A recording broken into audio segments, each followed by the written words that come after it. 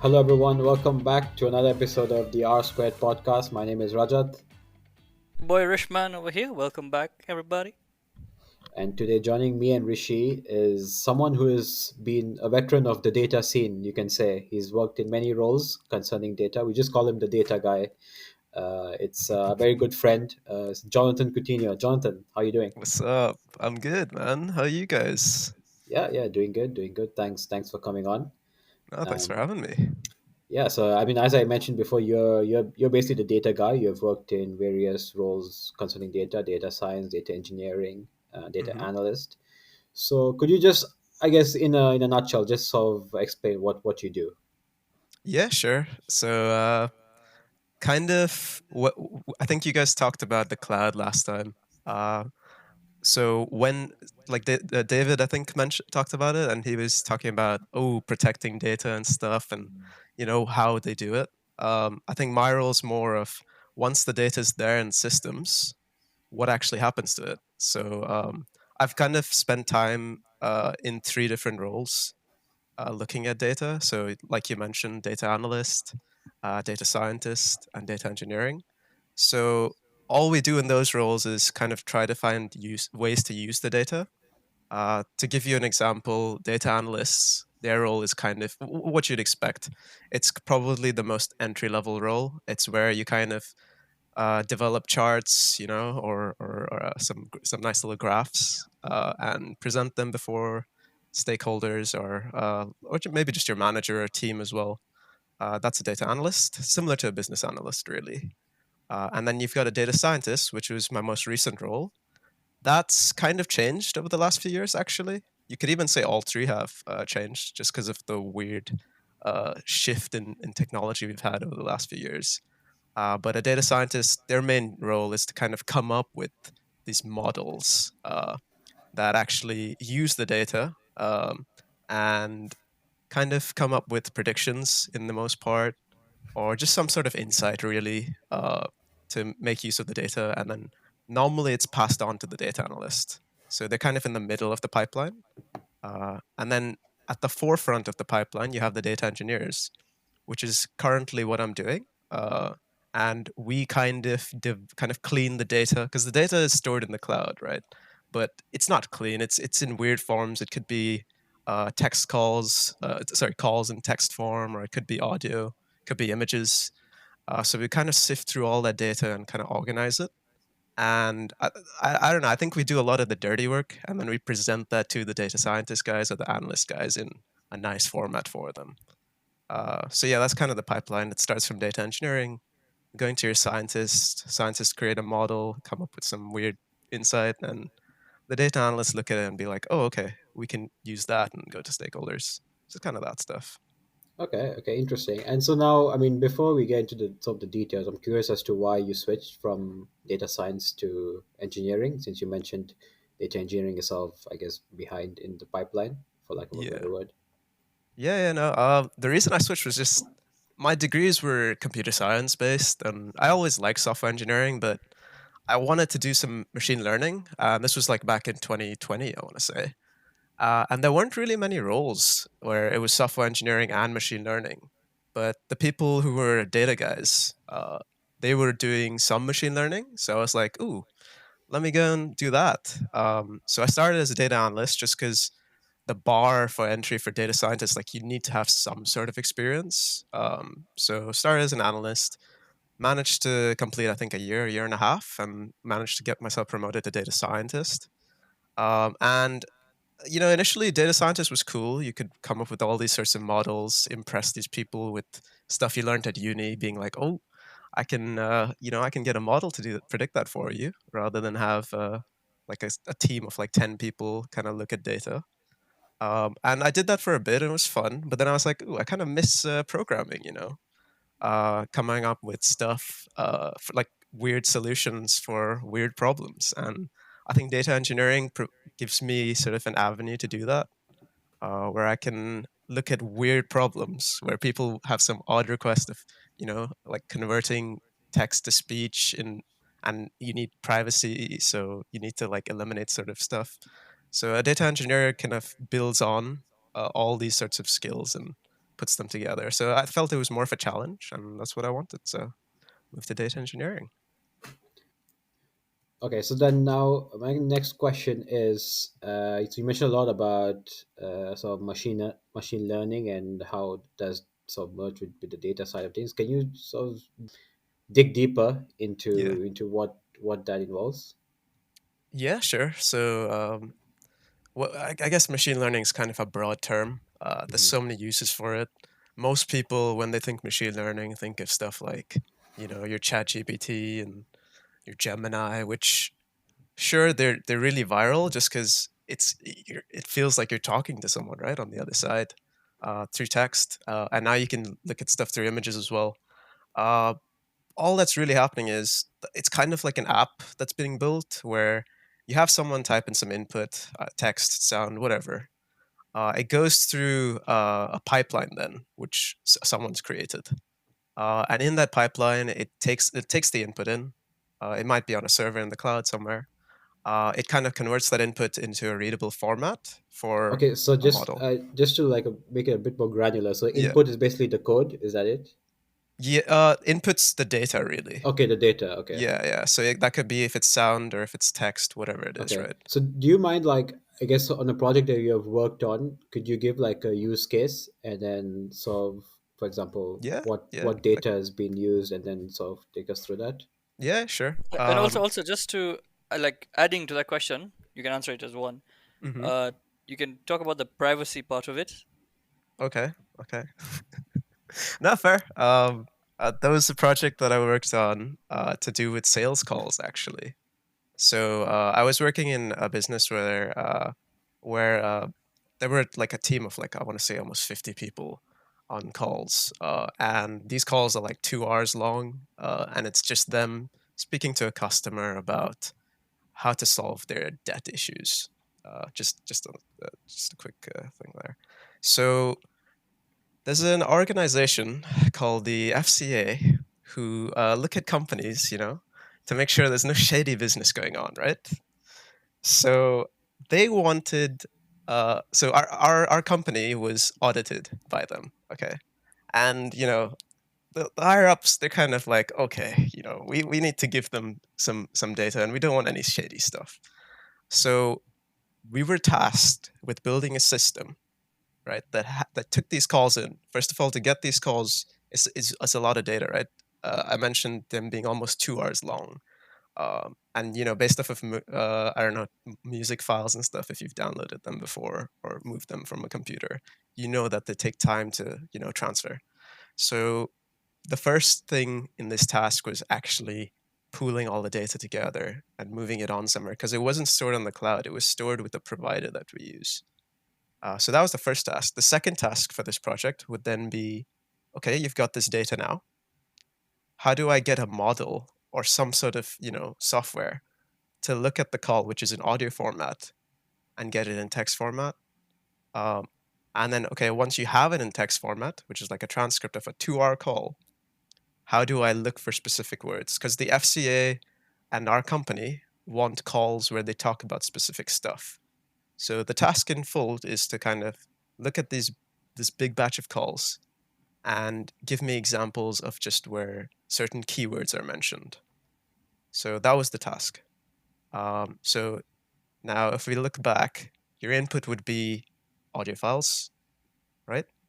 And you want to build a system that looks at these audio files, converts them to a textual format. So and then that textual format would then be used by the tool or the model, whatever you decide to choose. The model needs to look at that, and then it needs to spit out whichever calls the words are in. Sorry, whichever spit out, yeah, the calls which words are in. Yeah. But let me So that ask would you, be output. the software you're building, right, for this Yeah. particular use case, surely you can use it over and over again, right, for different Yeah, yeah. companies and You could organizations. you You don't could have to build keep it up. building for Yeah, each yeah. one. So it's a pretty big project because you want to try and make it useful, right? Because you'd spend a lot of time on this project as well. So going into it, you're kind of just looking at, okay, how can I make this reproducible as well? So that's a good point. Data privacy being an issue as well, because you know you don't want customer information just being leaked. Obviously, this is the FCA, so it's not too bad. But if it was used for like a commercial business who wanted our calls for whatever reason, then you need to look at, bleeping stuff out or making sure that you're not leaking any information. Because on these calls, to give you some perspective, it's customers talking about their daily expenditure.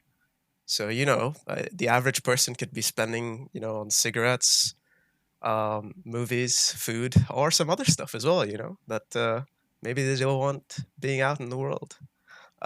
So, yeah, privacy, as you mentioned, Rishi, is a very important thing. And off late as well, it's become a big thing where not just companies and organizations like the FCA, but it's countries as well, and like the EU, for example, that are putting forward and bringing But up let these me ask you. laws. Let me ask you. You know, a big problem which is happening more and more nowadays is the fact that you guys are getting hacked. Yeah, Um, yeah, like a lot of sensitive data is getting hacked for the European countries you mentioned, and well, organizations. We see it over and over again. hmm And what what are you guys doing to prevent this? no, that's a fair question. I don't think anyone has like the correct solution because almost anyone could be hacked. Most people hedge their bets off of just going with providers like AWS and GCP, so they're just on the cloud. But like my old company, they were kind of medium sized. So they were just about in the cloud. I think they've had about 2 years. But before that, 2 years prior to that, they hosted everything on premises, which means there was no cloud involved. It was just servers. And they actually got hacked. And they were like, everyone is in panic mode, because your data is just gone. And then they were asked to pay a ransom for the data. So, and they followed all the right practice that was in place before. But yeah, it just kind of just shows that anyone could be hacked. I think last year as well there was a similar issue involving CrowdStrike, kind of taking down. There was an issue with one of their systems. Actually, someone kind of committed some bad code, and that when they pushed it live, it wasn't supposed to be pushed live to where every other company who uses the software would have the same patch, their update. They weren't supposed to push that update live. It was just supposed to be tested, but it went live, and it resulted in a lot of bad things happening. Lots of planes being grounded, Hmm. lots of issues with people's Windows systems as well, and people were looking at who to blame, and people were just saying, "Oh, it's Windows' fault," I remember Uh, that went on the news. Like it went viral. It was crazy how yeah, much yeah. money was lost during that it day. was it was pretty bad, and it's not someone's mistake because it's probably just one guy working late being like, oh, I want to get this through, this update, and then he probably just doesn't think like, oh, actually we can't push it live. And they work in sprints, so normally you work on all your changes, and then at the end of the sprint you push any changes you made to code live. And this guy probably maybe decided to jump the gun and push it live. I'm not sure, but that kind of thing happened, and it resulted in quite a lot of tragedy. So yeah, to answer your question, hacking is, I think you just try your best, but if someone really wants to hack you, they probably can. It's hard to stop them unless you know more about them. Your best Hmm. bet, like most companies, is just relying on bigger providers and hoping it's fine. Oh well, to be fair, I think that's a good answer you gave there, especially the ending. You know, even if you have to pay a little bit more, you're better off going for that security and backup than Yeah, paying less. And yeah, unless your no, information is useless and you don't mind it getting hacked. But yeah, exactly. Which I mean, most of the time it's not. Most of the time people have like payment information, so and which brings me to insurance, and that's where I work in. That's why people are maybe there's more forms of insurance now that people are trying to look at, like cybersecurity insurance. I'm sure that would probably come up soon.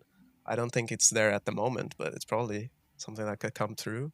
So as tech changes, laws need to change probably, and I don't know, different policies, and we're kind of seeing that. So it's kind of good. Hmm. Yeah. Yeah. So, as the data engineering side, you're sort of gathering all this data and trying to, I guess, create the models to Yeah, to yeah. I to mean, ensure do that. you want to go back to the example? Yeah, I mean, just I mean the final part because I think you were talking about basically creating the models to sort of Yeah, filter through those yeah, data, yeah, right? yeah, yeah, And yeah. then is the next step then presenting it essentially, or Well, the next step, so once you have your data in a nice format, and that's normally a data engineer's job, then you'd pass it on to a data scientist, because that Hmm. guy would then look at all the sorts of features that the data he could use for, so like all the sort of insight. So when you're looking at calls, you're looking at, in this example, it's pretty simple. You're just looking at all the important keywords. So you want to try Yeah, and get rid of all these, the non-essential words. But like once someone's got the main words, they can kind of just build a sort of filter and go through calls. You're just trying to look at ways to make it faster and efficient, which is pretty important. Because going back to the cloud, you pay for any computation or anytime you run code, and if it's large files like the 2R calls, then you're gonna end up with a lot of money. Uh, to give you an example of making a mistake, there was someone at my old company who, again, working with calls, they ran a job where we ran a sort of function on this data of calls, and I think overnight, I think they were processing just about 100 calls or something. They ended up spending almost 5-6 grand that night. So it can be pretty expensive. so that's spent in terms of what, like cost of running the program, or Yeah, like so normally you with cloud providers, I think we were using AWS. okay, They have sort of services that you can use. So one of them was a transcription service. okay. So it was just taking audio and then and getting it in textual format. They ran that on about 100 calls, but because they're 2 hours long, and I don't think they accounted for how expensive it would be, they just ran it overnight and were like, okay, I'll come back tomorrow and, it'll be fine. It'll be ready for me. They come back and they look at the bill and it's like, oh my God, I just blew 6 grand. So it can Right, be pretty right. expensive if you make mistakes. But it is a learning curve. Maybe it's worth it. Yeah, Maybe it's not. I don't know. yeah, But yeah, that's normally a data scientist's job. It's just trying to find the best solution. And then your yeah, data analyst guys are kind of like marketing people, where once they have the solution, they kind of go back to your manager or some stakeholders and present the findings in a nice way. That's where you have lots of charts and stuff like Power BI, where you're kind of building yep, visuals to make it, appeasing for people. But yeah. yeah, that's kind of like a project, a data project. So actually, just on that, what's then the trade-off between using like a third-party service versus Okay. sort of building your own model? Which I'm guessing it's cheaper in the long term to have your own model, but obviously requires a lot of time and money upfront to create Yeah. it. Yeah, no, good question. So I'm sure you've heard like Azure, GCP, Google, AWS, Amazon. They are probably at the forefront of cloud related stuff and services. So anything machine learning, most of the companies just tend to kind of flock to them. There's Oracle and there's OpenAI as well with their stuff, but they're kind of I think they advertise themselves as the all-in-one package where they provide everything. Um, so with cloud related stuff and data stuff, there's three main things I think you'd need. So one of them is like the infrastructure, which is like storage, databases, all of that. Like you can't just store it on someone's local computer. You need to store it in the cloud somewhere or someone's database. So that's one thing that you need from someone. You could do that locally, and most of the time, historically, people have done that. But like I mentioned with the hacking incident, anything could really happen.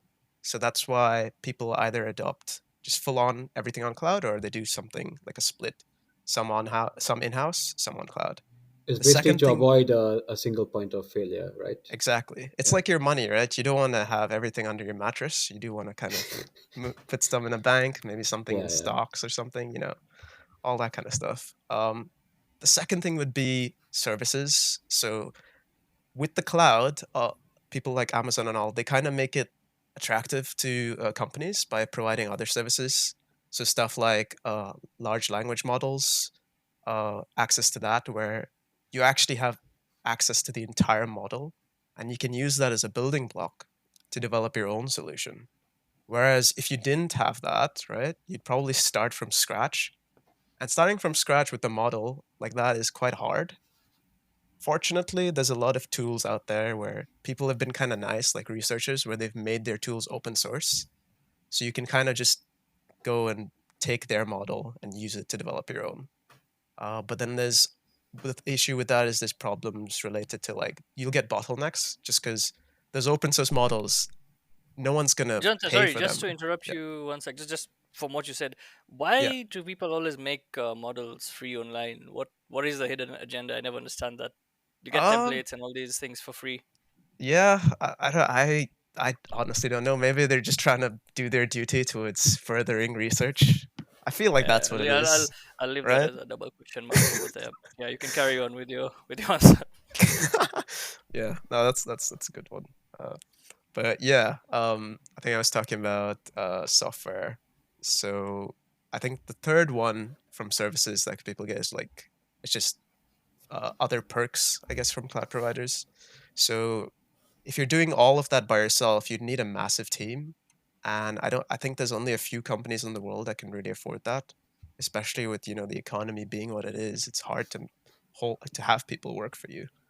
Um, and in the UK itself, I don't think many companies really do stuff themselves. I know a few do in insurance as well, but most of them just go to someone like Google or Amazon and kind of use their services. So it just makes more sense. If you're doing stuff on your own, if there's an issue, you need to debug it yourself. You don't have anyone else to help you. Whereas with the cloud, at least you have a big community out there who've used the same tools, and you can kind of go to them and you can ask them a question maybe, or you Mhm. could just go to speak to Google and be like, "Oh, I'm having an issue with this. Please help me." So I guess it's just everything seems easier if you just go to these cloud providers. So makes more sense. Yeah, that makes sense. And so, I mean, I'm just curious as to how did you get into this? As in, what inspired you to go down this path of sort of data science and data engineering? Yeah, no, good question. I think I've always liked machine learning, and that's kind of why I went into computer science. Wait, sorry, Uh, were you one of those guys who found a computer at like age 8 and just started oh coding yeah, softwares? And yeah, oh, yeah. really? Were you? I was the guy who wanted to take apart my PC Oh, and look at nice. stuff, and if there was any issue, I was the guy who'd fix it. So that's why Cool. I chose computer science as well. I was just like, oh, interesting stuff.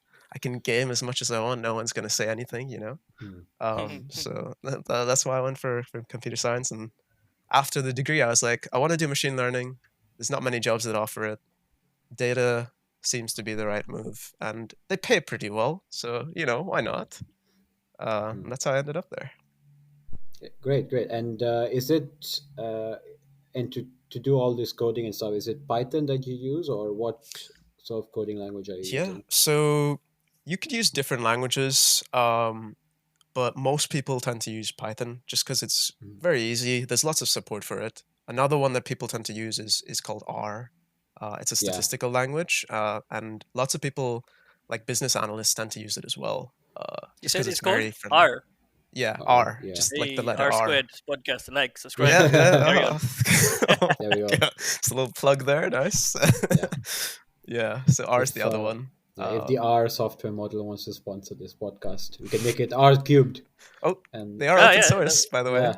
They're All You can right. they're join open us Yeah. source. Yeah. So as a AI speaking questions as well. It would be interesting. Then the Yeah, AI will just take over. I have actually used R a bit, but I know from my experience, I found that it's being phased out slightly now. I think it's seen to be as quite like old fashioned yeah, you're compared right. to Python, for example, which seems to be more, I know what's the word, like dynamic, as in you can do much more, and it's much simpler also to pick up. Yeah.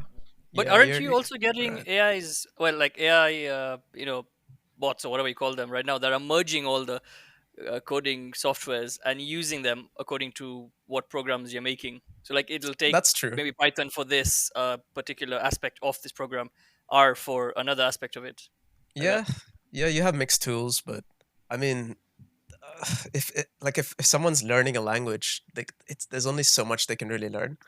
If something like ChatGPT or Gemini was around back then, in like 2016 or something, I think the way people would learn languages would be completely different. And I think like even now, like a language I recently picked up C++. I learned C before, but C++ is a little more different. But with something like ChatGPT, I'm able to learn it quite easily. So I don't know. Maybe in the future we will see stuff where just for different pieces of code you'd have different languages. before, normally you just have one because it would cost so much to get someone who knew so many languages. So most people just stuck to one language. But yeah, honestly, could see that happening. Uh, Mhm. yeah, it's a good point. Also, and on that note, I'm just curious as to when you have used all these AI models to help you with your code, Yeah. how have you found it in terms of accuracy? I don't assume it's 100% accurate all the time, Okay. but I know. Have you checked? Have you tested to see if the Okay. code is correct? Or? So this is a very good question. All right. So when I went and joined my company, right, and even my new company when I joined them, back at uni when we were using machine learning models, you kind of had a problem and you get a solution and you knew you'd have the answer, right? It would work and you're happy with the solution. But at companies, whenever you develop a model, you try your best with all the data you have and then you end up with the solution, okay? And that solution, normally at companies, they look for something that has an accuracy, or they call it an ROC curve, area under the curve or whatever mathematical term. As long as that's over 80 or 85, they're like, okay, that's good. We can use that. And it's not always great because something like that model might have issues of its own where it's like biased towards something, or there might be some underlying issues. But companies don't have time, and honestly, developers don't have time to really go and develop a 100% accurate model, and a 100% accurate model might have issues in itself as well. So that was actually one of the first lessons I learned, where you don't need a perfect model in stuff like companies. They just need something that it's not biased, it's kind of reliable, and you can explain why it's predicting stuff like that. It's finding some trends. So that's more kind of what you're looking at Okay, in models. But sorry, stuff like the LLMs, though, they are pretty damn good at their stuff, just because most of the tasks they're given is textual stuff, like summarize mhm. something for me, or Yeah, or yeah. find the main answers from this, like give me an answer to the question. So they're quite good. Yeah, but I guess in that sense, if it's textual, the accuracy is more subjective, right? As in, as compared to if it's quantitative or code based, You're whereas correct. You're correct. is Yeah. either right Like, or wrong. but like people can make blunders. Like I think Gemini. Oh, so Google was releasing this model, Yeah. and I think there was OpenAI with ChatGPT at the time, and they were comparing outputs, and I think there was a question about something about the moon or a telescope, like who discovered Okay. it, and then Gemini just gave up like Right. the wrong answer straight up, whereas Okay. Yeah. OpenAI with ChatGPT was fine. So Yeah. there are issues even with the big LLMs. Hmm. But yeah, Yeah. I don't know. And you Still also at a good just point. yeah, and you also just mentioned like you said 100% models have issues with them as Issues well. of their own, What does yeah. that Because mean? if a model is 100% accurate, it's only kind of you're coming to that conclusion just on the data you have, right? So like say for Yeah. example you have data of like someone is a smoker or not a smoker, right? And you're trying to build a model that's able to tell based off of some stats someone will be a smoker or someone's not going to be a smoker. What if your data is just like skewed? You have so many Hmm. smokers, right? And you don't have any non-smokers. Then it's mostly gonna just and it gets it right. It might Yeah. be biased. So that's why whenever someone has 100% accurate model, most people are like, okay, there might be something else going on there, like Yeah. something in your data. So that's why it's very tough I to. guess it's a bit more of a like a philosophical thing where nothing can truly be 100% accurate, right? Yeah, yeah. I Yeah. I don't see that ever happening. To be Yeah. fair. So what's of the accuracy of these main LLMs? So let's say like OpenAI, Gemini, and then what's the and Copilot? Do you know what the accuracies are? Their accuracies, I honestly I have no clue, but Uh, I just know that normally when they evaluate these models, they run them on data sets that are like okay. they call them gold standard data sets, Uh-huh. and that's normally like any model that's being built is tested on that. Okay. Um, and you don't really look at accuracy, you look at time and the Hmm. resources built. One of the main things in LLMs is parameters used for fine tuning. And normally there are a lot, like you can have almost a billion parameters used to train this, like to fine tune this model. But something that recently came up, a model called DeepSeek, like Yeah, I by was just going to ask about that. yeah. Yeah, So they managed to come up with probably the best open source model available. And they did it with like almost like 10% of what OpenAI used for their budget. yeah, So and that's like a huge leap because if someone can, it's like and I honestly find it so funny that the people from China did it as well, like a Chinese company did, because you look at all these goods, right? Like yeah, America, like I don't know, like a remote control car, right?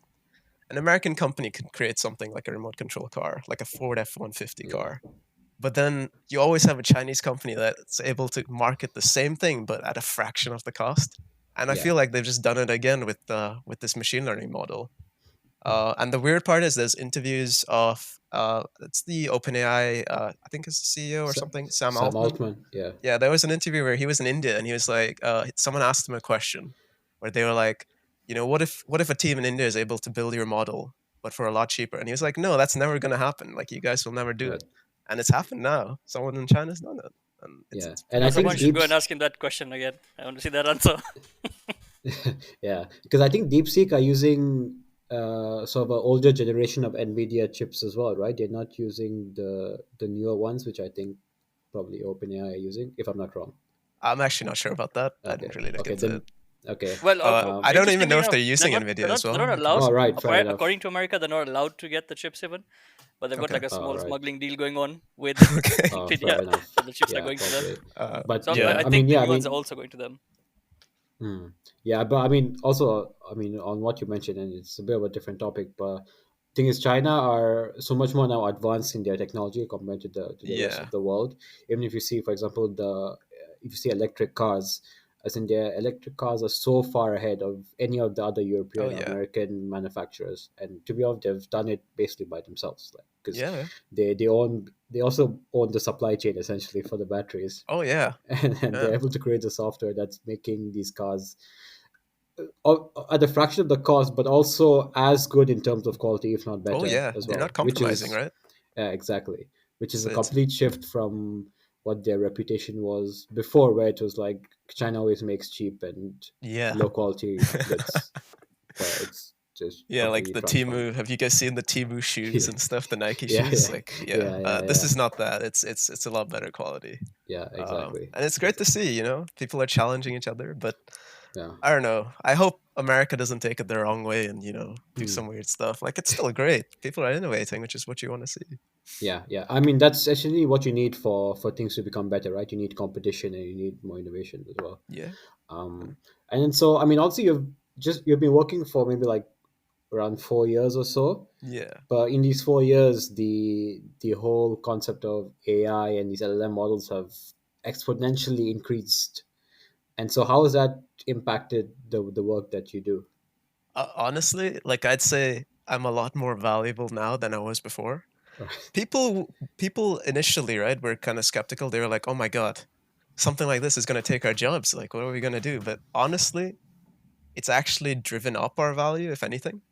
I'd say the people who should be most concerned are people like copywriters and content creators or writers, just because people like I could go into writing just with something like ChatGPT and create a book, and honestly, it would be a good book, and I'd Mhm. do it in like a fraction of the time. So I'd be kind of scared for them, but for people in data and software engineering roles, stuff like ChatGPT is just going to make us faster at our roles if we know how to use it correctly. So it leaves a lot of time on our hands. And honestly, like we don't need to be doing our day job. We could probably be doing stuff on the side with stuff like ChatGPT because I could be working on a project of my own, but also be doing my job, and I'd be doing it like with little to no stress. So, and that would bring in a lot more income as well and allow me to, try different things. So that's why I really like this, wave of innovation that's come about. Yeah, I mean, I was actually going to ask you about that, but since you brought it up, I'll just ask you the question of like, have you ever, or have you been working on something on your own, or have you launched something of your own that you've been working on? Not really launched. It's just more Okay, like a hobby. yeah, There's a group of us from back from uni.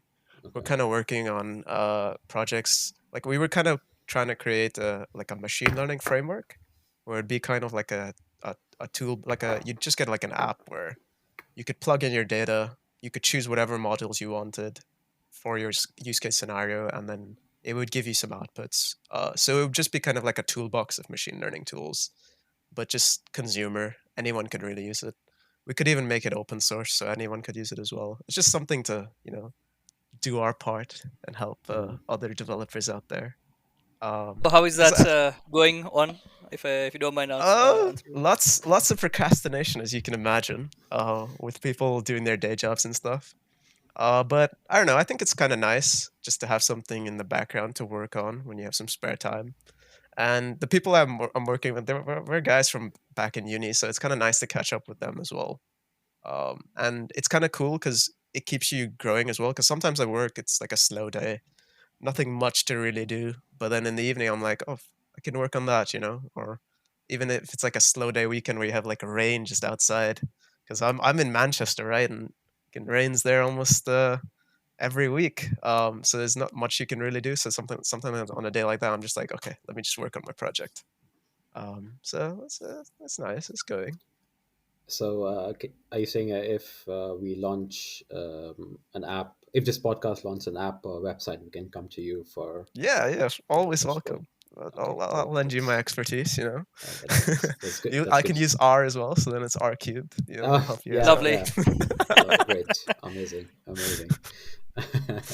Nice. So, and then also you obviously mentioned DeepSeek, and we talked a bit about all the innovation and advancement that could be coming up.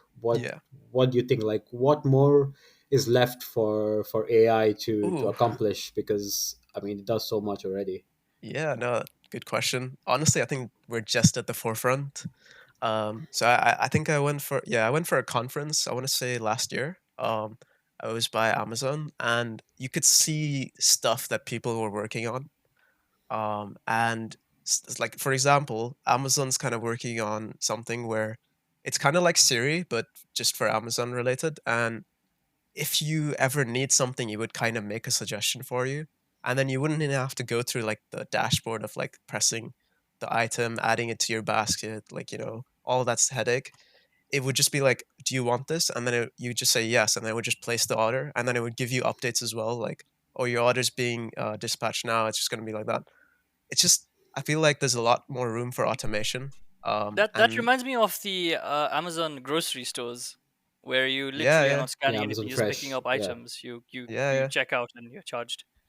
Yeah. So I feel like we're heading towards an area where people have more time to themselves, they can work on other stuff, spend time with your loved ones or I don't know, read a book, yeah, or do that as well. Whatever works for you. Which is good, right? Yeah. I feel like back in the day, like our parents and our parents before and their parents, they were always at their job, They barely had time sometimes for their kids. Whereas now we're heading to a phase where you can have a dog, take him for a walk for a bit on a work day, Honestly, come back. can't uh, you know agree with you more. Like 100% spot on. Yeah. And we're not working ourselves to death, So many people have had issues with stress and high blood pressure because of their work. And Mhm. hopefully stuff like this will help, mitigate that and stop that from happening. Let me ask you So just a bit of a side question, because a lot of people still use applications like Microsoft Excel, Google Sheets for a lot of data. yeah. A lot, like it's heavily used, especially like okay in Kenya, and I mean a lot of places. It's easy to use, right? Oh yeah, You're not yeah. learning a new language or anything like that. So I don't know how much would you rate it? Like what would you Well, think? Excel and Google Sheets. Yeah, just See, yeah. I hate Excel and Google Sheets, but for the tasks we're given at work, it's probably the number one tool to use. Just because it's so easy to use and you get what you want fast, and then whoever you're giving it to, like your manager or some shareholders, they know how to use it as well. So it's just something that it's like English, right? If you're Yeah, in yeah, another exactly. country, right, you could speak their language, but also you could just speak English and be lazy. I feel like Excel's that, where it's like universal, everyone has it, and it can handle what you want. As long as you're not using crazy amounts of data, you can do most of your stuff in Excel. Yeah, Oh, and also nice. on that note as well, I'm trying to discover that because now Excel actually has a lot of inbuilt AI tools as well, which actually Yeah. automate a lot of tasks and make things a lot more easier. Yep. And I Yeah. keep on True. seeing these clips online of how Excel can do this, how Excel can do that, and I think there needs to be a bit of an upskilling everywhere, because even me, I'm like, oh, I didn't know Excel could do this. I think there's still this perception that it's still very old fashioned in terms of data entry. It's very manual, but there's a lot of inbuilt AI tools and inbuilt functions that a lot of us, like, we don't know about them. Yeah. And I think if there's a way that people are a bit more familiar with it and a bit more upskilled in that, I think Yeah. it could really be beneficial for everyone, because as you said, it's so common, it's so widely used. Hmm. And I'm with you, like, as in just going through bags of Excel and PowerPoint Yeah. as well. Just pain, just Dog complete, shit. Honestly, I horrible. honestly I just can't wait, and I think it's going to happen eventually, whereby we just have a voice command into an Excel or be it whichever Oh, app. You just and then it like, just okay, does your kindly, task for you. yeah, it does a task. I'm like, kindly create a massive stock system for me regarding A B C D, and it literally just does the whole Mhm. thing, and then you're there sipping a cup of tea. Honestly, I'm gonna say that that's not very far at all. Honestly, you could have it maybe in the next 2 3 years, maybe Oh even this wow, year. I don't that's know. quick. It's quick because stuff like that is already kind of there. It just needs to be put together, and that's not really a like it's not really a research kind of thing. It's more like just someone needs to dedicate time and funding, and it's there. Um, but stuff like, and now this is the big question, right? You want an intelligent being or something like that, where we talk about artificial general intelligence, AGI, which is where you want to build something like, I don't. You guys actually spoke about anime, I think, with Hader. And there's one called Sword Art Online. Yeah, And that's a really good one. there's an arc called the Alicization arc. And basically, they use this character called Alice, kind of based off of the Alice in Wonderland books. And she's an AI, right? She's an intelligent being, and she was grown kind of from scratch, taught how to do everything. I feel like we're very far away from building something like that in the real world, but that is reality. And honestly, one of the reasons I went into machine learning was because of that. I was like, dude, I want to build that.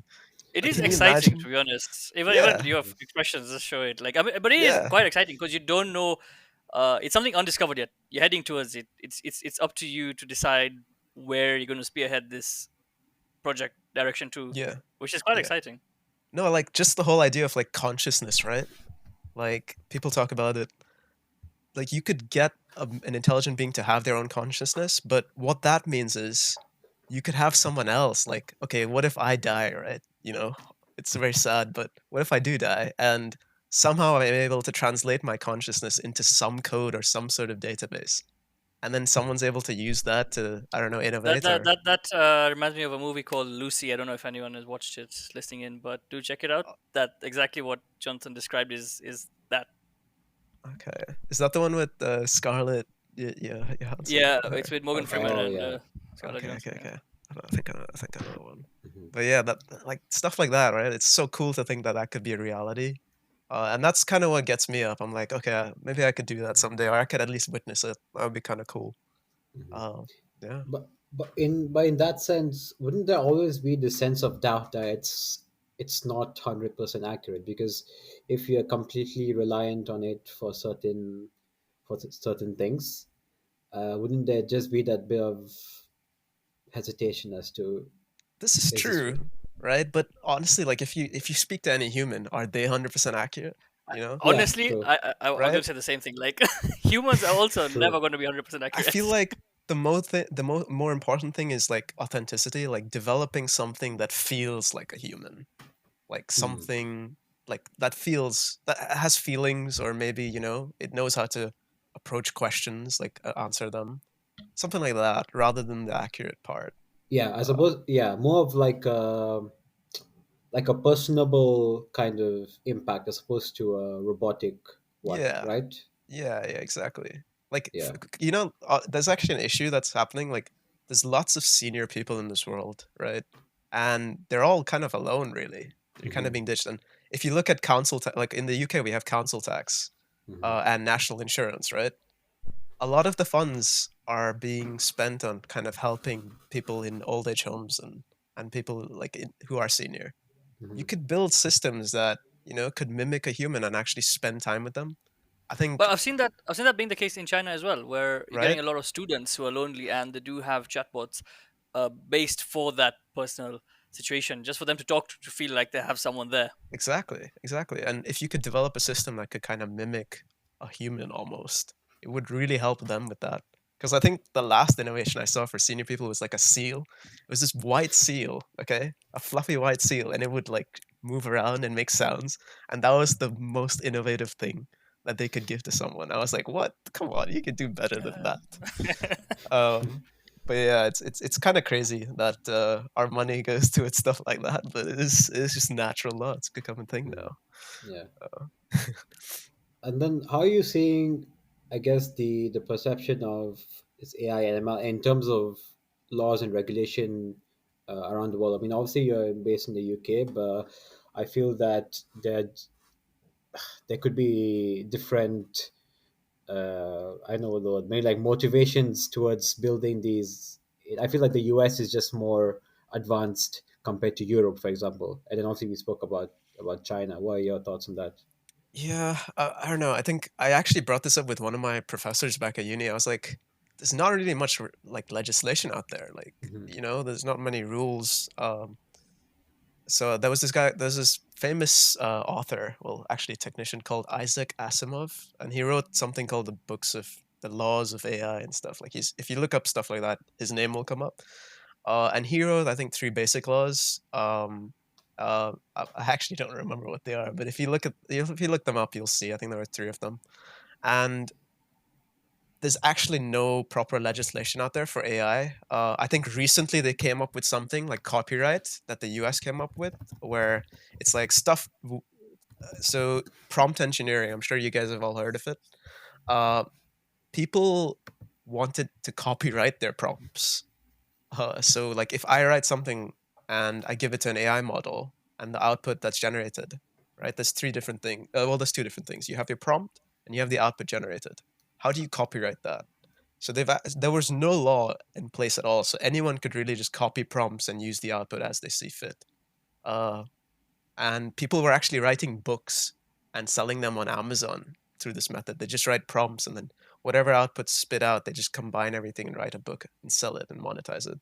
But now, I think in the US, there's a copyright law where your prompt, which you type in, that can be copyrighted, but the output in almost any scenario can never be copyrighted. So whatever output's generated, it's not yours. The prompt that you provide, that's yours. It's not yours, as in it's not You the can't own input. it. It's, oh, okay. So like if someone sues you for using their output, so like if you can use you can't use anyone else's prompt. You have to Okay. ask for their permission, or they could monetize it as well. So that's a new law that's come out. It still doesn't help with like AI being what it is. Like you could do so much stuff with the AI technology, like deepfakes, for example, right? Yeah. That was Yeah. a huge thing and a huge problem, Yeah. but no one was really kind of prosecuted. I think like people Hmm. still get away with weird videos, making Obama say whatever he wants, making It's going Tom on Yeah. Cruise even do whatever he more wants. Yeah, now it's actually than getting ever. worse. Yeah. And people are catfishing online as well, where they're just creating these AI models, like these people who look real, and they Hmm. make them speak and stuff, and people are getting Maybe fooled maybe into that giving them money. Nigerian prince is real in one of these videos. Yeah, honestly, I'm not surprised if it's actually there. But like like it's so weird because to give you an example, right? Someone could come up with a woman, all right, a woman model with a nice voice, and she looks great. And she goes on to OnlyFans, okay? Just say she goes on to OnlyFans and she can stream whatever content she wants, Hmm. and she's getting money for that. But it's not her; it's the guy who created it, and he's just getting free money for Yeah. nothing. But That people are is just being actually baited into it, crazy. Yeah. and there's no real law for prosecuting that, Hmm. which is crazy, right? Like, Yeah. so I feel like there's a lot more room there for legislation. It probably will continue to be, but at least this copyright law is a step in the right direction. So maybe we'll see more there. Okay. Okay. Great. And then obviously you mentioned the three laws, so I just googled it. So Okay. basically, the first law is a robot must not harm a human or allow a human to be harmed through inaction. The second law is a robot must obey human orders unless doing so would conflict with the first law. And the third law is a robot must protect its own existence unless doing so would conflict with the first or second law. So they're meant to be part of a robot's inherent nature rather than sort of physical laws. Yeah. Just, So I feel that yeah, would kind of fit to AI as well. You can maybe yeah, translate That that. for some reason exactly what Rajat said is making me remember Will Smith's movie about iRobot. I Oh robot. yeah, Literally, iRobot, what a movie. Mm, Oh it's a good one. yeah. yeah, yeah, yeah. I think something like that where you're still because that still doesn't help because what about the designer? Is he considered a Mm. human? And like, who's the real creator? You know, does the robot have its own voice or like the AI have its own voice? Like, what if they're being abused? Like, you see these videos of these little robotic contraptions being like bullied and stuff, and like, is that an offense? Like, are you harming someone? You know, like, so it's kind of weird. I don't know. What do you guys think? Stuff like that. Oh, like you take the robot as a person, an actual With person, rights, and yeah, a apply Yeah, the robot has same right. rights, kind of a yeah. situation. Or like, what about like if Um, it's an AI, like, and someone's I bullying it? would You know. personally, I would love to hear someone ask Donald Trump this question and him to give the answer for this. I think it would be very interesting to hear his answer. Yeah, I don't know. I mean, I don't know how I would feel about. I mean, I mean, I feel it's a bit weird that a robot would Careful, have the careful same what you say. rights It'll as come back a. to bite you 10 years down the line. Yeah, from a robot, I don't robots I don't only. care. I That don't care. one podcast episode of Yeah, Rajat it'll be trashing R them. negative, not R cubed. I don't care. It's. I mean, if is that a bit weird if a robot has the same rights as a human? I don't know. What if someone like there were movies of stuff where like a man marries a robot, right? And it's an intelligent being. Like say they've perfected AI and they put in a robot in an android, and that's someone's wife, right? And Uh, you're just bullying it. You know Robots a what happens creation. It then? should be used as a creation, as a tool, not as a. It's because like pets have rights, right? Yeah, but pets are born Yeah, but pets are not man-made, right? As in robots are This is true. man-made. This Yeah, is true. man-made. Yeah, that's a fair point. So we need something though, right? There should be something. Yeah, This yeah. this Okay, is no, I just get what you mean. opinions. Yeah, I get what you mean. As in, there should be something in terms of their, protecting. their protection. Yeah, Yeah, that's I think people are slow to jump, like government officials in countries, just because it's not there yet. Like technology wise, we're not there mm, yet, so we don't have a right approach. yeah. But I don't know. We should start preparing. I don't know if it's being done at the moment, but hopefully there's some To sort be of fair, response. it will come rapidly, won't it? Like the way you're saying, Yeah. in the next 2 3 years, the mass acceleration of this development is going to be so quick. Oh yeah. Mm, I mean, look at the ChatGPT example. Like it took the whole world by storm, right? hmm. Because I feel Yeah, like Google kind of rushed their release of Gemini as well. Oh, well, they called it Yeah, Bard actually initially. it's, yeah, yeah, it's I weird. didn't even know that. yeah, yeah. But I don't know. It's just so odd. Stuff like this can just change a world Mm, completely. yeah. Um, but yeah, we just need to be prepared for it. When it does happen. Mhm. What's the most interesting or fascinating thing you've seen, like done with AI or With ML? AI, Yeah. I actually really like stuff like DALI, which is it's an image generative software. Okay. So if you look it up, you can actually just type in a prompt, and it would create a like an piece of art for you Is that almost. name? To be Is fair, that Dali? Copilot Is does that. Yeah. after? Yeah, DALI. Yeah. Is the name of after the artist Salvatore Dali? Oh, is it?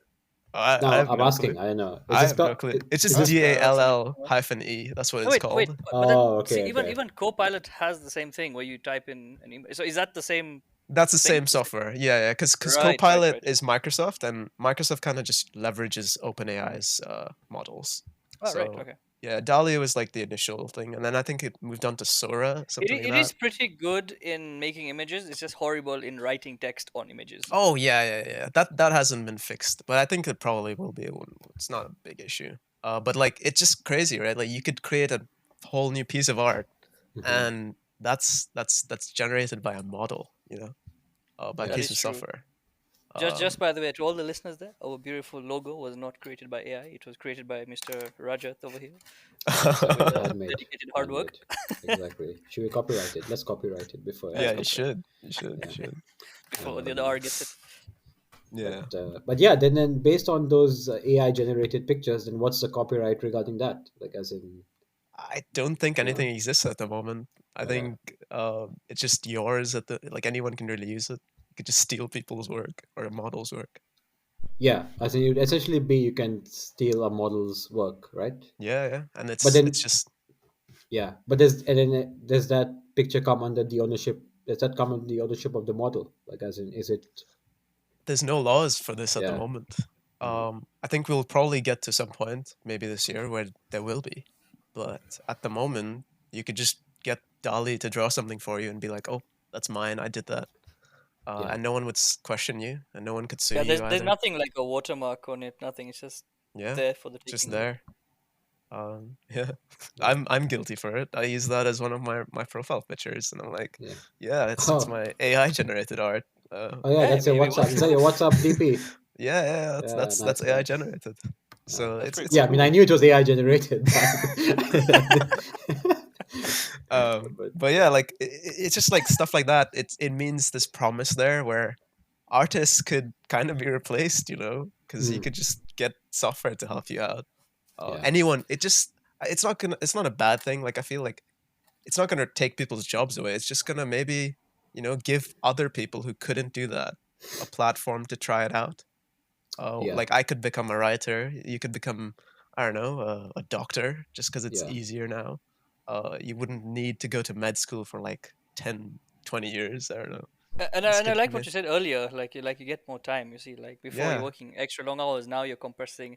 So it's that situation. What would take you a year to get done in physical work is probably taking you 2 3 months now with the help of AI and software and yeah, stuff. yeah. Like cleaning the house, for example. I find that's such a waste of time, but mm, now you could get like a robot that's trained to, it maps your house and it could do the cleaning for you. yeah. Um, and you just don't have to worry about it. Someone you could spend your time on something else. That's true. So yeah. Yeah, great, great. Yeah, I mean, that's all the questions I had from my side. Rishi, anything else from you? No, no. In fact, I mean, my usual question was answered quite nicely, Yeah, multiple I mean, the, times. the whole the question was Wait, basically the what's whole topic. So Yeah, usually I oh, ask okay. like, how is AI going to affect your job? But I think that was like 90% of the of the Okay. podcast. No issues whatsoever. I thrive on it. I thrive on AI. That's Yeah, the that's answer. interesting. I mean, that's an interesting answer. It's good. It's good No, and to know I that. think everyone could, right? You could definitely leverage stuff like this to make your job easier. I yeah, Oh yeah, know I a mean, lot of to be people who fair, have, so the same thing was said like when the wheel probably came out. Oh, it's going to take away jobs of people moving goods and stuff like that. It yeah. only just created more jobs at the end of the day. Yeah. So I guess we have Yeah, mm, exactly. probably something similar going to happen. Yeah, yeah. And there's so many weird ways that people are using it as well, like AI and what they're doing, and it's cool because it shows that they need some innovation as well to come up with these weird ideas. That's Um, true. That's true. yeah, like No, I but think yeah, I saw sorry. like a video of someone doing an interview, like a work interview, and they had ChatGPT just there giving them prompts for the interview, and I was like, what oh the? yeah, This guy's just cheating, but actually he's oh not. yeah, He's just yeah, using the tools around him, and he's nailing his yeah, That is interview. true. That is true. No, no, Yeah. but yeah, I think that's it from my end for the questions. yeah, great. Cool. And Rishi, take it away. Yes, yes, we can move on to the final part of Jonathan's personal life. Oh God. Rapid fire questions. Oh Just God. All right. a few rapid fire questions. Let's do some old school questions from the earlier podcasts. Right. So, question number one: if you meet any three people, dead or alive, who would you meet? Okay. It would be Jesus Christ. um it would then be Nostradamus because that guy was smart. I don't know if he was or he's a crackhead. And um maybe Kennedy because he seems like a nice guy. Wow. He will also get assassinated there, but yeah, fair And enough. I mean, okay, we interesting share the same name, I'd be like, yo, what do I do to get your reputation? So that's what I do. I can't think of anyone else who I'd get. Yeah. Right. Right, nice, Very nice. All right, interesting. okay. So on to question number two. Any movie or series recommendations? Oh, movie. Uh, I'll start with series because series, my favorite series of all time. I'm probably gonna get hate for this, but Smallville. My favorite series. Really, I haven't seen it.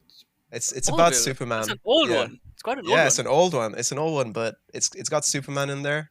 I used to be a Batman fan, but after I watched that, I'm like, dude, Superman's my new guy.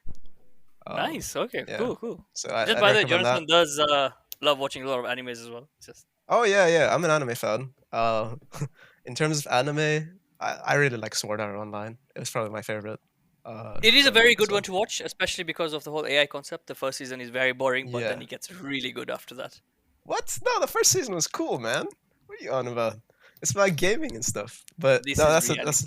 that's another discussion. That's another discussion. Yeah, that's true. That's true. Yeah, But all right. yeah. So question number three. Movies. Any? Oh, Oh, sorry. dude, Okay, okay, yeah. movie, Even give a man, movie. Even give a. bro. My favorite movie, probably The Dark Knight.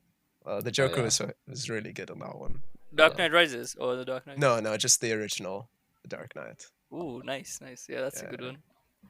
Lovely. All right. So question number three. Any song recommendation you'd like to give us, or karaoke song that you I can actually give like? you a group that I've been listening to recently. It's called Juice. I think they're like an American band. There's like 6 or 7 of them, and it's kind of easygoing music. Works for a Sunday, you know. I'd recommend them. Very nice. Nice, nice. And do you have any other hobby outside of work? Other hobby, yeah. I like to game a bit. So that's probably my hobby. I built a PC recently, by Oh wow. myself. It's very beautiful. And I treat it like Nice, a piece of nice. art.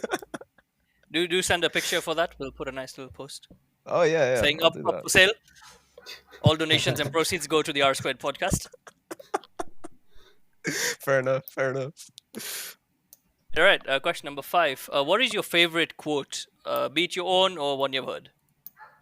All right. Um, I think there was one by Mark Cuban where it's like, work like there's someone else that's working 24 hours. So what was it? Actually, let me look it up. Uh, Mark Cuban. It's just like to keep you going. Uh, like, what was it? Yeah, here it is. Work like there's someone working 24 hours a day to take it all away from you. Oh That was right. the quote. Oh, that's It's a just good like one. it just keeps me going, you know. Like maybe there's no competition, but I don't know. There probably is someone Mhm. somewhere. Yeah, that's it. All right. On to question number six. Mhm. How do you handle failure or setbacks?